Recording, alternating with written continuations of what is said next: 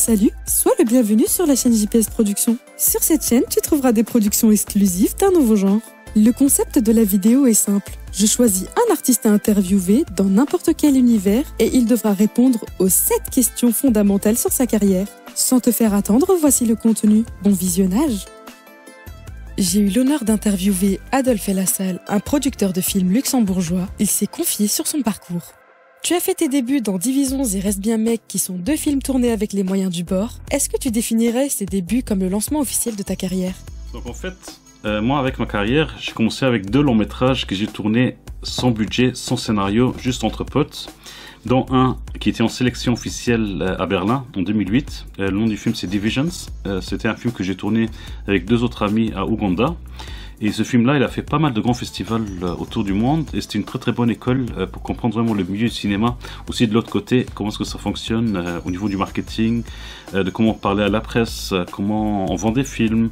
Et j'ai rencontré pas mal de gens sur ce parcours-là. Et ça m'a vraiment donné le courage pour faire un deuxième long métrage qui s'appelle Reste bien mec, que j'ai tourné cette fois-ci au Luxembourg, avec le même concept, sans scénario, sans budget. Et ce film-là, après on l'a sorti en salle au Luxembourg et il a eu un petit succès. Et donc on va dire que ce film-là, il a un statut de film culte parce qu'il y a pas mal de punchlines, des choses vraiment assez marrantes, mais qui sont très très spécifiques par rapport au Luxembourg. Donc grâce à ça, c'est ça ce qui m'a vraiment poussé pour démarrer ma carrière en tant que réalisateur. En 2018, tu tournes ton 2e long métrage intitulé Sawa, qui connaît un grand succès dans plusieurs pays et qui te fait remporter une 30aine de prix. Est-ce que tu t'attendais à un tel succès pour un film autobiographique? Avec mon dernier film Sawa, je m'attendais vraiment à rien du tout, parce que ce film-là, vraiment tout le monde disait une comédie ne va jamais sortir en dehors de son pays, que c'est pas marrant, les sujets sont trop sensibles. Comme j'ai assez confiance en moi-même, le film-là, après, il a eu pas mal de succès autour du monde. Et j'ai beaucoup voyagé, j'avais beaucoup de chance parce que c'était juste avant le Covid, donc j'ai pu le montrer vraiment à un public, de partager avec le public, de voir un peu comment ce qu'il réagissait, et vraiment c'était vraiment une expérience incroyable que j'ai pu faire, que j'ai pu faire, et ça m'a ouvert aussi pas mal de portes pour continuer maintenant par rapport à ce que je fais. En 2020, Sawa devait sortir dans 200 salles en France. Aujourd'hui, qu'est-ce qu'il en est pour la sortie de ce film en France? Donc Sawa il devait sortir en salle en avril 2020, donc c'était en pleine pandémie, quand la pandémie avait commencé, et malheureusement il n'est pas sorti en salle, donc et en même temps à cause de ça j'ai pas pu le montrer en France. Donc il a eu je crois 2 projections en privé vite fait, un festival, et donc là j'espère tellement qu'un jour que des gens, surtout le public francophone, pourraient vraiment découvrir mon film, et qui sait, peut-être il peut encore sortir en salle, on sait jamais. En 2015, tu crées ta boîte de production Wadi Film qui connaît succès sur succès. Quel retour du public tu reçois à l'international sur le cinéma luxembourgeois? Avec ma société de production Wadi Films que j'ai ouvert en 2015, en fait à la base je l'avais ouverte pour produire mon film Sawa.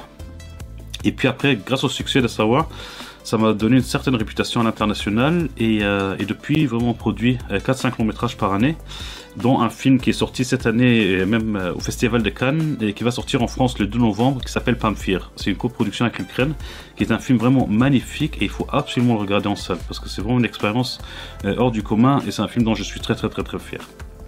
J'ai vu également que cette année, tu comptais être à la tête de nouveaux films autobiographiques pour ensuite souhaiter réaliser un film sur l'immigration et ton arrivée difficile au Luxembourg. Aujourd'hui, quels sont les sujets biographiques qui t'inspirent le plus? Donc ouais, moi en fait, une des règles primordiales que j'ai appris à l'école de cinéma, donc en fait ouais j'ai fait des études de cinéma, donc on m'a dit de raconter des histoires par rapport à ce qu'on connaît.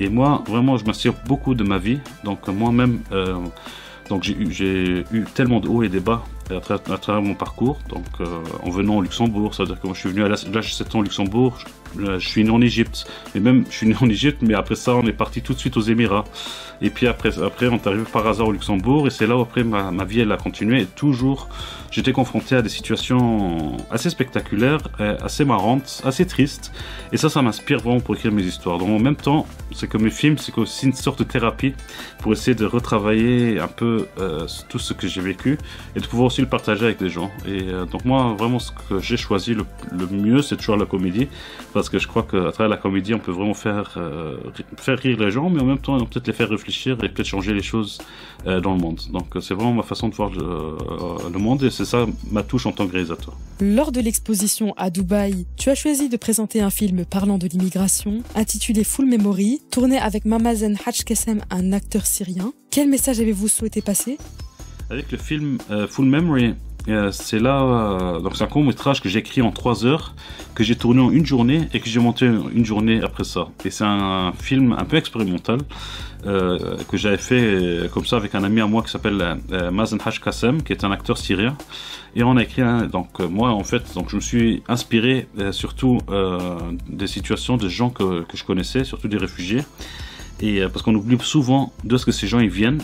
Et c'est là où j'ai raconté un peu cette histoire-là en un court-métrage. Et puis après, il a été montré à l'exposition universelle au début de l'année à Dubaï. Et depuis, il a fait plus de 80 festivals autour du monde. Et vraiment, ça me fait vraiment très très très plaisir de pouvoir partager ce film et aussi d'ouvrir des discussions sur le sujet. Actuellement, tu es sur la préparation de ton nouveau long-métrage Hooped et de la série Finding Rosa basée sur Sawa. Quelles sont tes attentes pour la suite de tes projets ? En ce moment, je suis en train de préparer mon prochain long-métrage qui s'appelle Hooped. Donc c'est un film qui est vraiment une deuxième partie d'une trilogie de 3 films par rapport à 3 étapes de ma vie. Donc le premier était Sawa, maintenant le deuxième Hooped, et puis le troisième sera le film le plus personnel que j'espère faire dans quelques années. Mais avec Hooped, c'est vraiment un film qui se déroule sur 3 continents dans les années 90. Et vraiment basé sur mes rêves en tant qu'adolescent, comment est-ce que je rêvais pour aller conquérir l'Amérique avec mes idées et tout ça, et j'essaie un peu de jouer avec tous ces trucs-là. Quand j'avais 16 ans, en 1997, on m'a viré de l'école et je n'avais aucune perspective de quoi faire de ma vie. C'est là où j'ai tenté le rêve américain, mais après je me suis rendu compte que c'était vraiment n'importe quoi ce qui me passait par la tête. Et je suis revenu en Europe où j'ai tout fait pour retourner à l'école et puis après de continuer mon parcours. Donc mon prochain film, c'est là où je raconte un peu cette histoire-là. Et ça sera vraiment assez marrant. Et je suis très très reconnaissant parce qu'il y aura beaucoup de références par rapport à cette période-là. Surtout par rapport à la France quand elle a gagné la Coupe du Monde de foot. Michael Jordan qui a gagné son dernier championnat NBA. Donc vraiment ça sera assez cool. Et ceux qui sont vraiment qui sont un peu de ma génération, ils sont un peu nostalgiques en voyant ce qu'on va essayer de faire. Et ce film-là, donc on va le tourner début de l'année prochaine. Et on espère d'ici la fin de l'année 2023 qui sont dans les salles ou peut-être sur une plateforme. Cette vidéo touche à sa fin. Merci de l'avoir visionnée. Maintenant, donne-moi un coup de pouce. Like, commente, partage et abonne-toi à la chaîne. Active la cloche de notification pour ne rien manquer.